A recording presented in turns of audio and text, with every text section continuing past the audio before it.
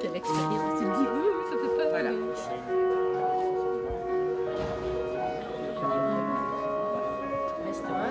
Voilà, ça c'est Monsieur Peps.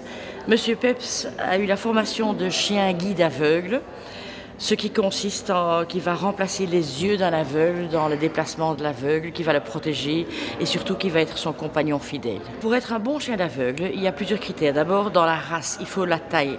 Comme l'aveugle, le chien va porter un harnais, il faut que le chien ne soit pas trop petit.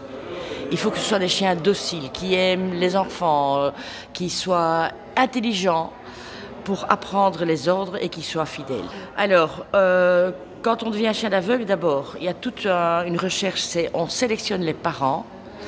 Puis dans la nichée, on sélectionne le chiot. C'est pas le chiot le plus vif, le plus rapide. On fait des petits labyrinthes.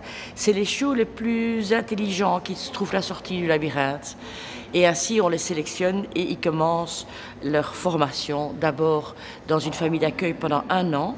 Donc après, on leur apprend en 2 étapes toutes les aptitudes à faire pour pouvoir aider l'aveugle en le guidant sur son chemin, en évitant les obstacles, en estimant un détour, donc en étant désobéissant, mais pour éviter un trou dans la rue ou quelque chose, et surtout en étant capable d'être partout sans avoir peur d'un camion poubelle, d'un applaudissement, pour que l'aveugle puisse se bouger dans les transports en commun, dans les centres culturels, enfin partout où il veut.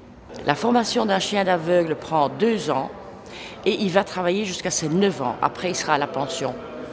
Alors, un bon conseil, c'est quand vous croisez un chien d'aveugle, mais aussi un chien d'assistance à personne à mobilité réduite, donc quand ils ont une veste jaune, un gilet jaune, ne pas les toucher parce que quand ils ont leur veste, ils savent qu'ils ont un autre comportement, ils savent qu'ils sont au travail et il faut leur garder le focus au travail.